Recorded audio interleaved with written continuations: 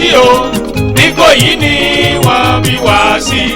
Bàbá ti wà pẹ̀lú wọn lónílẹ̀. Bàbá ti wà pẹ̀lú wọn lónílẹ̀. Ikoyi ni Ikoyi ni wọ́n bí wá sí. pápá ló ń jó lóko tó ń mọ̀ jàlàwà wá wílé. ọmọ aláṣẹ eégún sẹnu jẹ́jẹ́ mú tí ọmọ Ikoyi ẹ̀sìn kú àmójúbà. gbogbo ọmọ Ikoyi ẹ kú oríire kú àjọyọ̀. bàbá wa Alhaji Chief Owolabi Suraj Baramolu of Ikoyi land àwọn ni wọ́n pè mí. wọ́n lọ́mọ aláṣẹ Ikoyi Day 2023 pẹ̀lú Ọ̀ṣun festival ò ní pẹ́ dé mọ́. wọ́n wá ní kí n má gbàgbé launching of 500 million tá a fẹ́ fi kọ́lé ọba ìgbàlódé. pẹ̀lú gbọ̀ngàn ìlú àwòdàmí ẹnu. wọ́n wá ní kí n sọ fọlára wọn ní kí n sọ fàjèrò. wọ́n tún ní kí n sọ fọwárangún àga. gbogbo ọmọ Ikoyi tí ń bẹ́lẹ̀ àtàwọn tán wà lẹ́yìn odi tó fi kà wọ́n tó wà ní diaspora. ojú tẹ́ ẹ fi ń wo Ikoyi ti yàtọ̀. ẹ má fojú àgbàrá wò kún ẹni bá fojú di kúdẹ̀tì abómi lọ. Ikoyi ti dàgbà. Ikoyi ti dùn wò láyé ọba wa. Iyọlá Taofik Akande. Mọ̀rẹ́ni gbadé Oyèbò Adéwàn. ọba tó lajú tó jáde torí ta ni. wọ́n wá ní ẹ wálé wọn nílé làbọ̀ sinmi oko. ẹjẹ́ àjọ parapọ̀ ṣètò ìkówójọ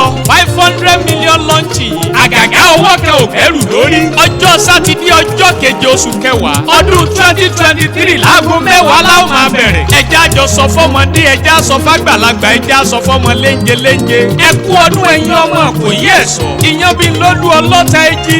ọmọ alẹ́rí ikú kọ́gún. ọmọ aṣíwájú akópirigidagba ọfà sọ́fún ọmọ akọ̀fún yọyọdagba ọfà lẹ̀. ilé bàbá yín Ikoyi òrókùn jàwójàgò. àlẹ́ kú ọdún ẹ̀yin ọmọ kákúta kó tọrùn àrọ̀ ní kúta kó tì.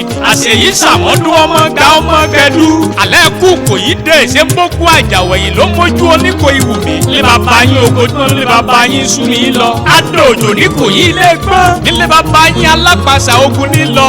ọlọ́bẹ̀ sílò ogun ní lọ. ó ní pínpínpín ogun ní lọ. ilé bàbá yín igúnnugún balẹ̀ igúnnugún jórí ìran wa kalamọ́kó balẹ̀ wọn jẹ̀dọ̀. tètèrè ó tètèrè balẹ̀ ọ̀jẹ̀ fún akọni. ẹ kú ọdún ẹ̀yin ọmọ tètèrè orí ìrókò ọmọ kanakana orí oro. ẹ̀mbẹ́yìn lọ máa jànàkú tó ń jẹ lọ́rùn òsì. ẹjẹ́ wálé wá túnlé bàbá wa ṣe.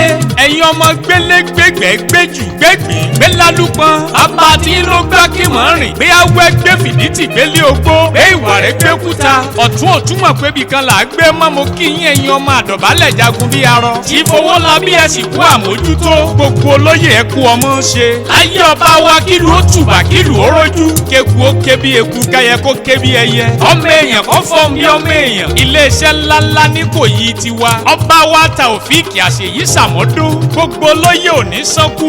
ìjà wo kérébé tí ojú àgbà dí afọlọ́dún ọlọ́dún pẹran tiẹ̀ ọlọ́dún mú jẹ. ìjà wo kérébé tí ojú àgbà dí afọlọ́rọ̀ olóró pẹran tiẹ̀ olóró mú ta. ìjà wo kérébé tí ojú àgbà ládìbáfà ṣèyí sàmọ́dún. àṣeyí sàmọ́dún nìkan ló pẹran tiẹ̀ ló pin kálẹ̀ ọdọọdún làwọ tọrọ. torí bá lẹ́ ò bá lẹ́ òrò ò ní fò. ọba wa Taofik kẹ́ẹ̀pẹ́ kárin kéṣe. bàbá wa Alhaji Chief Owolabi Suraj Baramolu of Ikoyi land. àwọn gan ni wọ́n ń fèyí pé gbogbo ọmọ Ikoyi pé kó wálé. wọ́n wá túnlẹ̀ bàbá wọn ṣe. ọmọ aláṣẹ náà lèmi jẹ́ àlàbá yín tí ò ní bèjì rí. ó ní àìrè bára wa ṣe ẹjẹ́ àjọ sàmí ẹ̀.